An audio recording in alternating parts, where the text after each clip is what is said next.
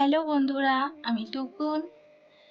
আমার এই ব্লগ চ্যানেলে তোমাদের সবাইকে অনেক অনেক স্বাগত আর ভালোবাসা। কেমন আছো তোমরা সবাই? আশা করছি যে যেখানেই আছো সবাই খুব ভালো আছো আর সুস্থ আছো। তোমাদের ভালোবাসায় আমরাও কিন্তু খুবই ভালো আছি। আর এখন দেখো ঘড়িতে পুরো 9:30 বাজে।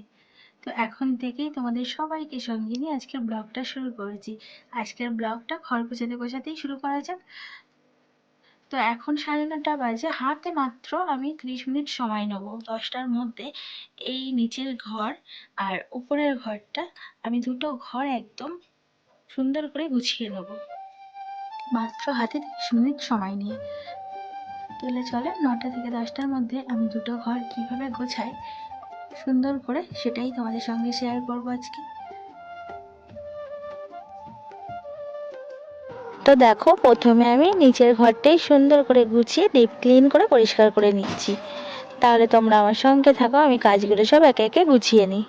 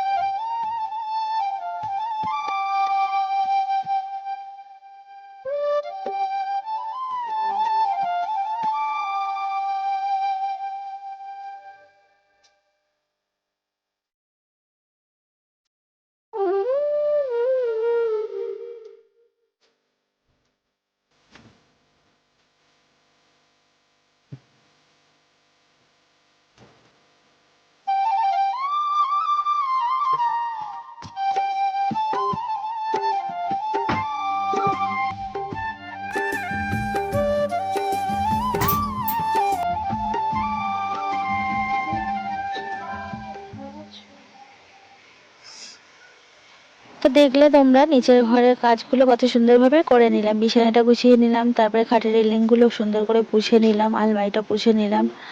আর আলমারির মাথার উপরে না একটু জায়গা আছে, সেখানে শোপিসগুলো সাজিয়ে রেখেছি, তো সেগুলো একটু পোছাপুছি করে নিলাম। তারপরে দেখো সেইটা ঘর বারান্দা সব ঝাড় দিয়ে নিলাম, নিয়ে চলে এলাম উপরে ঘরে। তো এখন উপরে ঘরে কাজগুলো সব গুছিয়ে নিচ্ছি। আর উপরে ঘরে বিছানার উপরে দেখো কত জামা কাপড় এটা ওটা ছিটিয়ে রেখেছে, সব এক এক করে আমি সরিয়ে তারপরে বিছানার চাদরটা সুন্দর করে গুজে নিচ্ছি চারিধারে। তারপরে দেখো বিছানাটা সুন্দর করে ঝেড়ে নিলাম, নিয়ে বালিশগুলো সুন্দরভাবে রেখে দিলাম, দিয়ে জামা কাপড়গুলো সব ভাঁজ করে সুন্দরভাবে গুছিয়ে রাখলাম। তারপরে ঘরটা ভালো করে ঝাড় দিয়ে নিচ্ছি। ঘরটা ঝাড় দেওয়া হয়ে গেলে তারপরে বাইরেটা ভালো করে ঝাড় দিয়ে নেবো।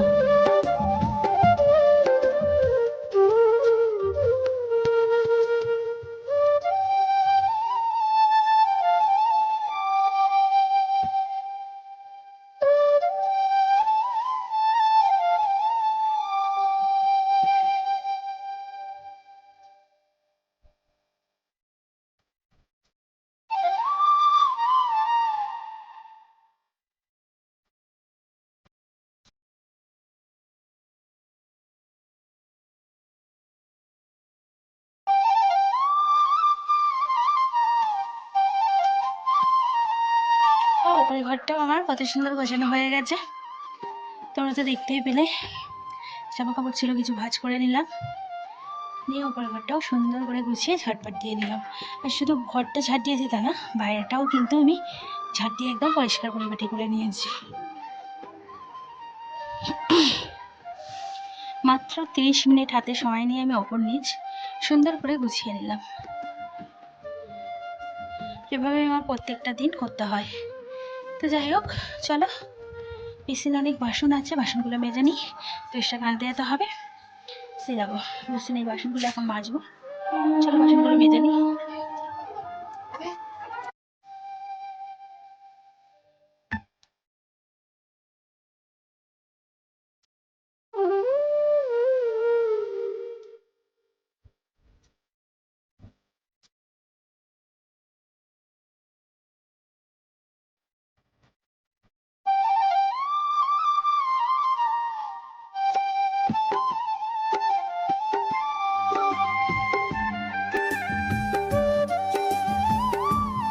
তো এই দেখো আমার বাসনগুলো মাজা হয়ে গেছে, আর কিছু বাসন আমি বাসনের ঝুড়িতে উপর করে দিয়েছি, আর এই যে চায়ের বাসন টাসনগুলো এগুলো আমি ঘরে জানলাতে উপর করে দিলাম। এখানটা দেখো কত সুন্দর রোদ্র এসছে, সব কি সুন্দর জল ঝরে যাবে, তারপরে আমি এগুলো জায়গায় তুলে রাখবো।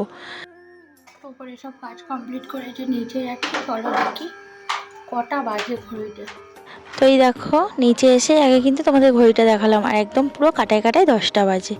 তো 9:30 থেকে 10টা, মাত্র হাতে 30 মিনিট সময় নিয়ে আমি ওপর নিচ সুন্দর করে কাজগুলো সব গুছিয়ে নিলাম। তো দেখো আমার নিচের ঘরটাও সুন্দর করে কিন্তু গোছানো হয়ে গেছে, ওপরের ঘরটাও গোছানো হয়ে গেছে।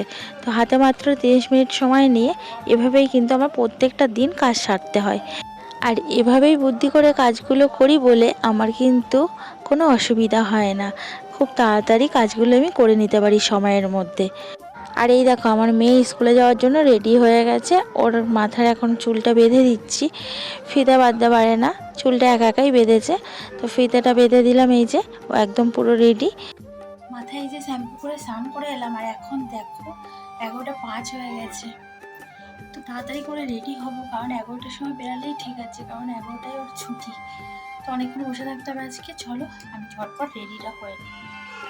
তো এই যে এখন আমরা বাড়ি এলাম, আর এই দেখো দুষ্টুটা কি করছে। বাবুন এখন জুতো খুলছে, তো চলো আমি তাহলে তালাটা খুলে নিই, তারপর আবার তোমাদের সাথে দেখা হচ্ছে।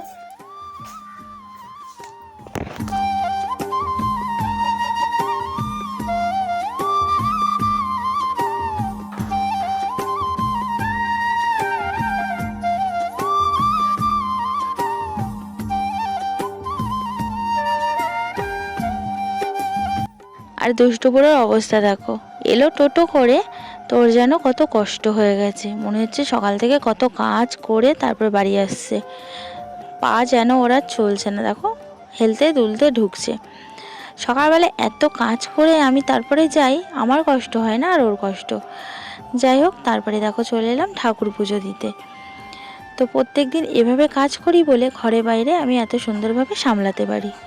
তো তুলসী তলায় জলটা দিয়ে দিলাম, তারপরে এখন চলে এসেছি ঠাকুর ঘরে, ঠাকুর ঘরটা ভালো করে পুছে নিচ্ছি। আর আমাদের ঠাকুর ঘরটা একটু বড়, তো পুছতে না একটু সময় লেগে যায়, সব কিছু সরিয়ে সরিয়ে পুছতে হয়।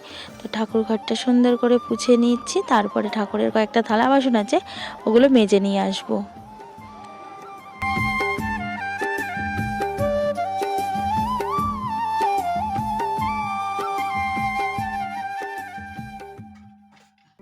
আজকে দুষ্টুটা বায়না করছিল শিব ঠাকুরদেরকে স্নান করাবে, ও কিছুতেই আমাকে স্নান করাতে দেয় না, ও স্নান করাবে। তো আমি করাতে দিলাম না, কারণ ওকে স্নান করিয়েছি, তারপরে ও খেয়ে নিয়েছে। তো খাওয়ার পরে আবার শিব ঠাকুরদের স্নান করাবে, তার জন্য বারণ করলাম, কিছুতেই শুনছে না। আমি বলছি কালকে করাস, কালকে তো স্কুল ছুটি আছে, স্নান করিয়ে তারপরে তুই শিব ঠাকুরদেরকে স্নান করাবি।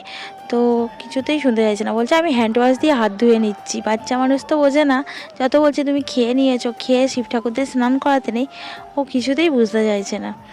তো অনেক রেগে গেছে আমার উপরে, জানি না ঘরে গেলে রাগ সব ঝাড়বে। তো আমি এই যে শিব ঠাকুরদেরকে স্নান করিয়েছি, করিয়ে এখন গা পুছে আসনে তুলে দিচ্ছি। তো চলো আমি পুজোটা সেরে নিই, তোমরা আমার সঙ্গে থাকো।